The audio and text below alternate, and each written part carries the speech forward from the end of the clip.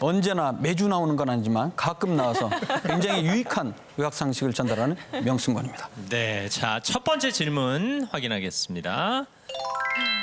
자, 코로나19 자가진단법이 있을까요? 하신 질문이 있었는데요. 제가 들은 말 중에 이런 게 있어요.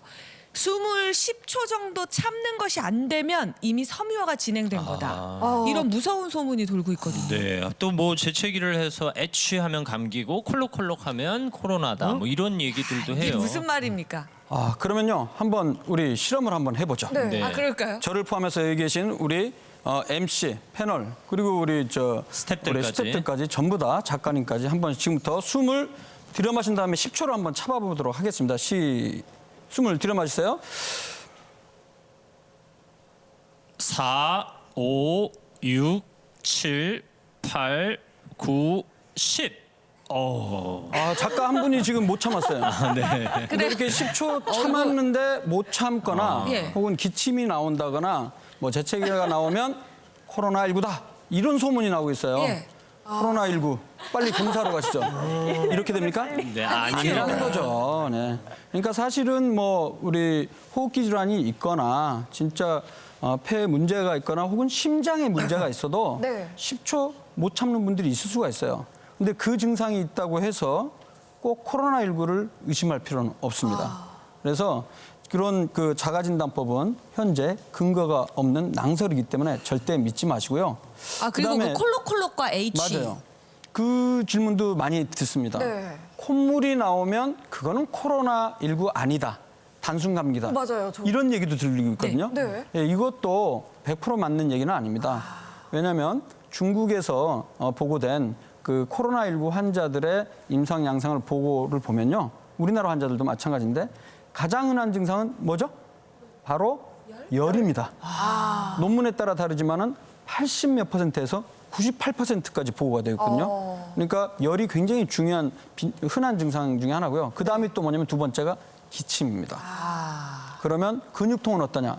이것도 논문마다 다른데 한 30%에서 40%까지 보고되는데 그러니까 있는 사람도 있고 없는 그렇죠. 사람도 있고. 콧물은 어떠냐면 네. 한 5%에서 혹은 10% 미만으로 나오고 있어요. 적긴 적네요. 적긴 적습니다. 네. 예. 그러나 콧물이 나온다고 해서 이거는 코로나19가 아니라고 얘기할 수는 없다는 것이죠. 그러니까 완전히 단언하고 콧물 나오니까 나는 코로나19는 절대 아닐 거야. 이건 아니라는 맞습니다. 말씀. 그리고 사실 우리 의사들도 지금 현재 굉장히 좀 힘들어하는 것 중에 하나가 네. 감기, 독감, 코로나19 증상만 갖고는 감별을 못해요. 솔직히 얘기해서. 그래서 감기 증상이 있어 왔다 그러면 그게 그냥 감기로 지나가는 것일 수도 있고요. 코로나19의 초기 증상일 수도 있고 우리가 감별을 못하거든요. 의사 선생님들도 처음 경험하는 질환이니까요. 그래서 어쩔 이런 수 없지 자가진단법이나 의사의 상담만으로도 진단이 어렵기 때문에 네. 하지만 좋은 진단 방법이 발견됐죠. 그게 뭐죠? 바로 검사를 하는 겁니다. 검체를 네. 채취해서. 검체를 채취하는 건데 아주 단순합니다. 면봉 같은 걸로요. 네. 코에다가 집어넣습니다. 코 뒤쪽까지 가서 그 비인두라고 그 벽을 이렇게 우리가 긁어요. 네. 그걸 이제 수액이라고 해서 이렇게 훑는 거죠.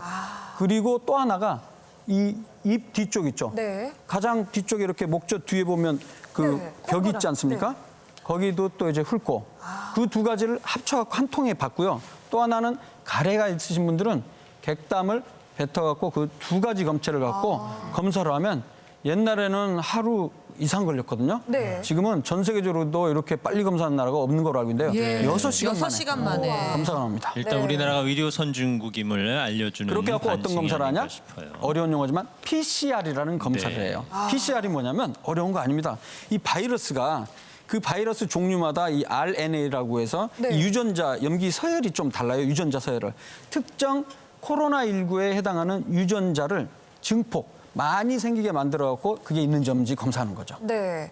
아니 이 코로나19에 감염돼도 그러니까 말씀해 주신 것처럼 감기랑 구분이 안 될 정도로 이렇게 증상이 좀 경증인 경우가 많은 것 같아요. 그러면 코로나19도 걸린 줄 모르고 있다가 완치되는 이런 경우도 많이 있을 수 있는 그러니까 일종의 네. 나도 모르게 걸렸다, 네. 나도 모르게 다 낫는. 네. 네, 맞습니다. 그래서 지금 현재 우리나라 뭐 굉장히 확진자가 많아서 많이 좀 걱정을 하고 있는데 5천 건 이상. 사실은 5천 건 이상 더 될 수도 있어요. 뭐냐면 증상이 거의 경미하기 때문에 네. 살짝 한 2, 3일 정도 감기 증상 비슷하게 있다가 지나간 분들이 있거든요. 실제 중국에서 지금 7만 명, 8만 명 가까이 나왔는데요. 네. 이 중국 사람들의 데이터를 보면 100명의 코로나19 환자 중에 80%가 약간 넘는 사람들은 경증 혹은 중등증 정도로 분류가 되어 있어요. 이 말의 의미는 감기랑 별 차이가 없습니다. 오, 그렇군요. 목이 살짝 좀 아프다가 네. 기침 좀, 뭐 콧물 좀 나오다가 미열 있고 이래갖고 지나갖고 아무런 치료를 안 했는데도 좋아질 수 있다는 거죠. 문제는 네. 그렇다고 진짜 문제 없는 게 아니라 아까도 말씀하셨지만은 15% 정도에서는 중증입니다. 중증은 이제 폐렴 증상이 좀 심해져서 네. 호흡기 증상이 나타나죠. 이런 경우는 이제 병원에 입원해서 치료를 해야 되고요. 다행히 이 15% 내에서도 사망하시는 분이 이렇게 많지 않았고요. 중국 데이터에 의하면 그 나머지 이제 전체 80%, 15% 말고 5% 미만에서 위중한 분들에서 네. 좀 사망자가 지금 현재 발생한 상태죠. 결론은 사망률이 좀 높아서 사람들이 네. 걱정을 하고 있는데 실제로 전체적으로 봤을 때는 크게 문제될 거는 없다. 이렇게 이해하시면 크게 되겠습니다. 걱정하실 필요는 없지만 절대 방심하셔서는 그렇죠. 안 되고요. 네. 평소 내가 알았던 감기의 양상과 어떻게 그렇죠. 다른지 관심을 갖고 지켜보시면 중요합니다. 되겠습니다. 자, 다음 질문 확인하겠습니다.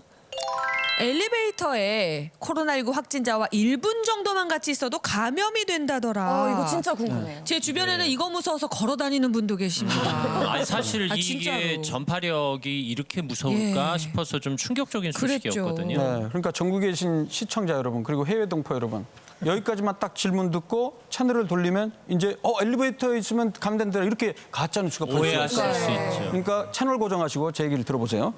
자, 이게 이제 그런 사례가 있었다는 거예요. 어느 서울의 네. 목사님이 경북 청도 대남병원 거기에서 환자가 많이 발생하지 않았습니까? 거기에 장례식장에 갔다가 그 뒤로 확진을 받았어요.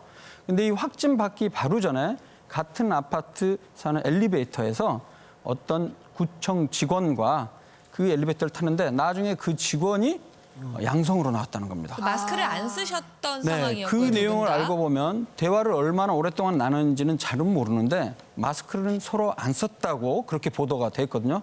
그래서 이제 소문이 난 게 엘리베이터에 잠깐만 1분만 같이 있어도 걸릴 수 있다. 네. 이렇게 뉴스가 맞아요. 나올 수도 있었는데 다행히 그 뒤로 두 분 모두 재검사를 시행했는데 음성으로 나왔다고 합니다. 네. 두 분 다. 그래서 지금 이걸 어떻게 해석을 할 수가 있느냐. 네. 걸렸다면 그 구청 직원분이 엘리베이터 그 목사님으로부터 걸린 것이 아니라 또 다른 경로를 통해서도 걸릴 가능성이 충분히 있습니다. 현재 추정을 하는 거죠. 네, 역학조사 중이고요. 또 하나는 이제 방금 말씀드렸던 대로 맨 처음에는 그 양성이 나왔을 때 바이러스 양이 아주 많지 않은 약간 낮아진 상황에서 네. 양성 나왔다가 시간이 좀 지나서 검사를 했을 때 네. 바로 좋아지면서 음성으로 나오지 않나 그런 추정도 완치가 합니다. 돼버려요. 그러면 네. 우리가 아까 영상에서 봤듯이 우리의 면역 세포들이 바이러스와 싸워서 이겨서 이제 없애뜨린 상황이 된 건가요? 그럴 가능성이 있죠. 그런 가능성도 맞습니다. 있다. 네. 엘리베이터에 대한 지나친 우려는 금물이라는 말씀이시네요. 네. 네. 하지만 밀접 접촉은 유의하시는 게 좋겠습니다. 그리고 제가 한 가지 네. 그 중요한 말씀을 드려야 되는데 네. 현재로서는 이 코로나19가 단순히 스쳐 지나가거나 네. 환자가 지나갔던 공간, 공기가면 이런 근거는 아직까지 없어요. 전반적으로 그 조사를 해보면 대부분 아주 밀접 접촉, 대개 2m 이내, 네. 대개는 한 1m 정도 이내에서 15분 정도 이상 접촉한 경우에 좀 확률이 높았다는 보고가 있어요. 그렇기 때문에 이렇게 지나가다가 이렇게 걸릴 가능성은 없으니까 대부분 너무 접촉에 의해서 걸린 확진자들은 함께 식사를 한 경우가 그런 많았던 경우가 거죠. 많았어요. 네. 그리고 아니면 실내에서 어떤 집단 활동 그게 어떤 거든지 운동이든 뭐 종교 활동이든 맞습니다. 그래서 지금 우리나라 지금 5천 명 이상 굉장히 전 세계적으로도 중국 다음으로 네. 많이 나온 중에 가장 중요한 이유가 어떤 특정 종교 집단에서 독특한 방식으로 아주 오랫동안 밀접 접촉을 했던 것이 원인이 됐거든요. 네. 그러니까 그걸 피하기 위해서 우리가 요즘 나온 용어가 뭡니까? 사회적 거리두기. 거리두기. 이런 용어까지 나와서 가능하면 그 말이 어려운 거 아닙니다. 집에만 있어라 이런 얘기입니다. 사실은 사회적 거리두기는. 근데 집에만 있기 참 힘들죠. 우리 하나는 그 아이들도 아이들이 그렇고 아우성이에요. 정말 저희 나가고 아이들도 싶다고. 그렇고 네. 우리 전 국민이 셀프로 지금 자가격리를 몇 주 예. 동안 하고 있는데요. 아니 그런 또 효과 때문에 많이 지금 현재 줄어들고 있습니다. 맞습니다. 네, 또 이런